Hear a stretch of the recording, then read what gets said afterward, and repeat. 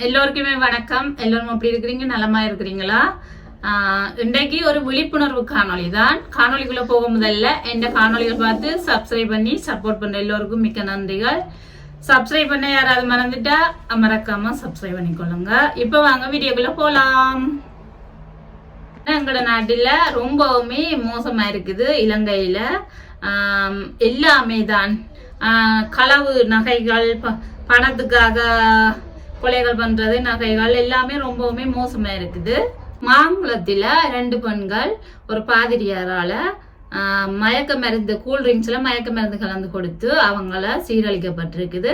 ரொம்ப ரொம்ப கேவலமான மோசமான செயல்தான் இந்த செயல். மத போதகர்களே உதாரணமாக இருக்க வேண்டியவர்களே இப்படி செய்தால் யாரை தான் இந்த காலத்தில் நம்புவது? பெண்கள் தான் மிகவும் கவனமாக இருக்க வேண்டும். அடுத்த பிரச்சனை என்னன்னு சொன்னீங்கன்னா, சுவிஸ்ல இருந்து ஒரு கணவன் மனைவியும் இலங்கைக்கு யாழ்ப்பாணத்துக்கு போயிருக்கிறோம். அங்க போன இடத்துல வீடு கட்டுறதுக்காக போயிருக்கிறோம். இப்ப இராணுவத்தால் விடுபட்ட காணியில வீடு கட்டுறதுக்காக தான் அங்க போயிருக்கிறோம். அவன் அம்மா சீதனமா கொடுத்த காணி, அதுக்குள்ள வீடு கட்டுவோம்னு சொல்லி போய் அத்திவாரம் எல்லாம் போட்டு அத்திவாரம் கட்டிட்டு கணவர் திரும்பி சுவிஸுக்கு வந்திருக்கிறார். மனைவி தான் அங்க நின்று அந்த வேலைகளை பார்த்து பொறுப்படுத்து செய்யறதுக்காக மனைவி அங்க விட்டுட்டு வந்திருக்கிறார். அங்க பாத்தீங்கன்னு சொன்னா மனைவி இப்ப வேலை அதே ஊரை சேர்ந்த இளைஞர்களை தான் வேலைக்கு வச்சு அங்க வேலை நடந்து கொண்டிருந்தது, வீட்டு வேலை. அந்த இடத்துல வேலைக்கு போனவங்க என்ன செய்தாங்கன்னு சொன்னா, இவாவுக்கு இளநீல தான் என்னமோ ஒரு போதை மருந்து கலந்து அவாவுக்கு கொஞ்சம் கொஞ்சமா கொடுத்துருக்குறாங்க. கொடுத்து அவாவை போதைக்கு அடிமையாக்கி அவர்கிட்ட இருந்து நகைகள், பணங்கள், பேங்க்ல இருந்த பணம், நகை, தொலைபேசி அவார்டு எல்லாமே பறிமுதல் செய்திருக்கிறாங்க. இது கணவருக்கு இந்த விடயங்கள் எதுவுமே தெரியாது. பிறகு அவர் மனைவிக்கு தொடர்பு கொண்டு கேட்ட போது அவாவோட கதைக்கு அவ சரியா கதைக்கிறது இல்லை கணவரோட. அப்ப கணவர் யோசிச்சிருக்கிறார், என்ன ஆச்சு மனைவிக்கு, என்ன இப்படி செய்யறா அப்படின்னு சொல்லி உறவினர்களை தொடர்பு கொண்டு கேட்ட போது அவர் சொல்லியிருக்கிறார் நேர வர சொல்லி. பிறகு அவர் சுவிஸ்ல இருந்து அங்க போயிருக்கிறார். வீட்டுக்கு போனா மனைவி சித்த சுவாதீனமுற்ற ஆள் மாதிரி இருந்திருக்கு அவ பார்க்கும்போது. அதாவது அவ ஒரு நிலைமையில இல்லை. அப்ப அவர் உடனேயுமே ஆக்கள் இப்ப ஒரு உறவுகளோ ஊருக்காரரோ சொல்லியிருக்கணும், மந்திரிகம் செய்யற அந்த கோவில்களுக்கு கூட்டிட்டு போக சொல்லி அவர் அந்த கோவில்களுக்கு எல்லாம் கூட்டிட்டு போய் அவாவுக்கு உடம்பு நல்ல நிலைமைக்கு வேற இல்லை.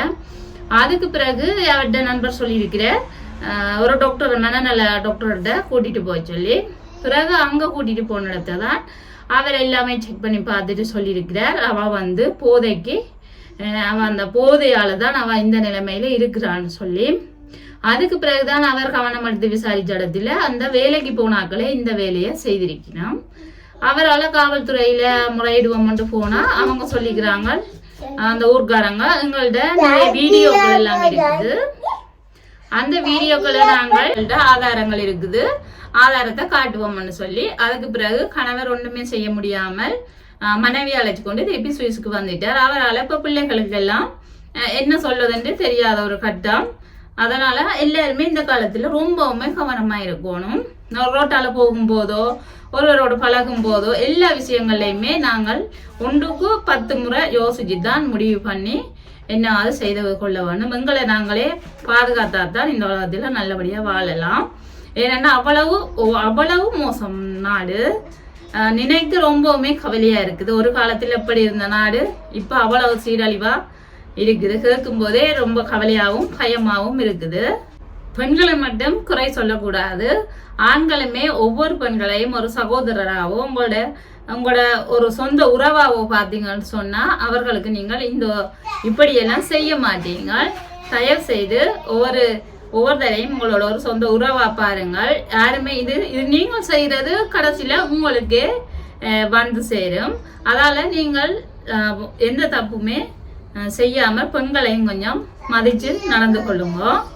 இந்த இடத்துல அந்த பெண் கொஞ்சம் அந்த பெண்ணோ அம்மாவோ கொஞ்சம் கவனமா இருந்திருக்கலாம்.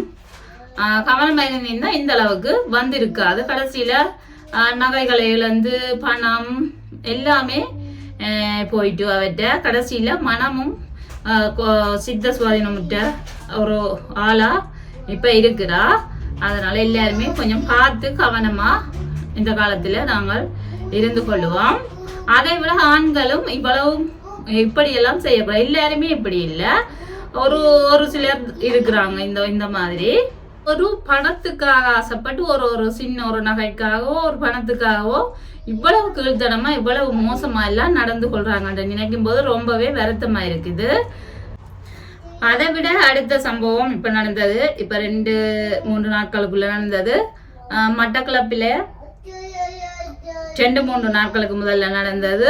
ஒரு 19 வயது மகன் தாய மது போதைக்கு மது வாங்குறதுக்கு காசு கொடுக்கலன்னு தாய கொலை பண்ணிக்கிறாங்க.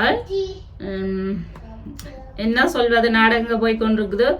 அதுக்கு முதல்ல விரிவுரையாளருக்கு நடந்த சம்பவம் எல்லாருமே கேள்விப்பட்டிருக்கிறீங்க. அதுக்கும் வழக்கு நடந்து கொண்டிருக்கு. அதுவும் மருமகனும் மகளாலையும் நடந்த சம்பவம் தான் விரிவுரையாளருக்கு. ஒவ்வொரு நியூஸையும் பார்க்கும்போது ரொம்ப பயங்கரமா இருக்குது. மாமி மருமகனுக்கு, மருமகனால மாமியாருக்கு துன்புறுத்தல், அப்படி ஏகப்பட்ட பிரச்சனைகள் நடந்து கொண்டிருக்கு. கடைசியா இப்ப இன்னும் ஒரு பிரச்சனை, தான் செய்த ரோல்ஸை சாப்பிடலன்னு சொல்லி மனைவி தீயிட்டு தன்னை அழிச்சு கொண்டிருக்கிறா. ஆனா அதுக்கு ரோல் சாப்பிடலைன்றது மட்டும் காரணம் இல்லை, அதே மட்டும் நாங்கள் எடுத்துக்கொள்ளக்கூடாது. கணவர் ரோல் சாப்பிட சொல்லும்போது அவர் வேணாமண்டு சொல்லியிருக்கிறார், மனைவி வற்புறுத்தி இருக்கிறார் சாப்பிட சொல்லி.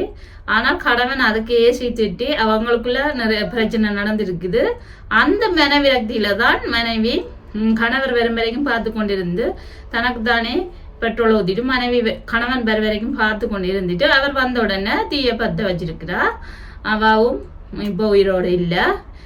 இப்படி ஒருவருக்கொருவர் முதல்ல புரிஞ்சு கொள்ளணும், அன்பா இருந்து கொள்ளணும், ஒரு ஆளுக்கு ஒரு ஆள் விட்டு கொடுக்கணும். அதுதான் அந்த குடும்பத்துக்குள்ள நல்லா இருக்கணும்டா. ஒரு ஆளுக்கு ஒரு ஆள் விட்டு கொடுக்கணும். விட்டு கொடுப்பில்லாட்டிக்கு அந்த வாழ்க்கை நல்லாவே இருக்காது.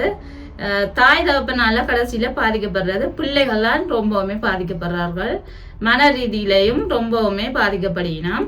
அவர்களால் வளர்ந்து வரும்போது எந்த பிரச்சனையை கண்டாலும் பயப்படுவார்கள். சிறு குழந்தைகளா இருக்கும்போது தாய் தகப்பன் இப்படி வீட்டில பிரச்சனைப்பட்டு கொண்டிருந்தாலோ ஒருவருக்கு ஒருவர் சண்டை பிடிச்சு கொண்டிருந்தாலோ அதை பார்த்து வளர்ற குழந்தைகள் ரொம்பவுமே பயந்து சுபாவமுடையவர்களாக இருப்பார்கள். அதனால தாய் தகப்பன் கொஞ்சம் அம்மா அப்பா புரிஞ்சு கொண்டு பிள்ளைகளுக்கு முன்னால எந்த சண்டையுமே பிடிக்க கூடாது. அவர்களுக்கு முன்னால ரொம்ப ஒற்றுமையா இருக்கணும். அவர்களுக்கு முன்னால் என்றதை விட அவர்கள் எப்பயும் ஒற்றுமையா இருந்தால் தான் குடும்பத்துல சந்தோஷம் நிலைக்கும். என்ன சொல்வதென்றே தெரியவில்லை. உங்களோட கருத்துக்களை சொல்லுங்க. மீண்டும் இன்னும் ஒரு காணொளியில பார்க்கலாம். நன்றி, வணக்கம்.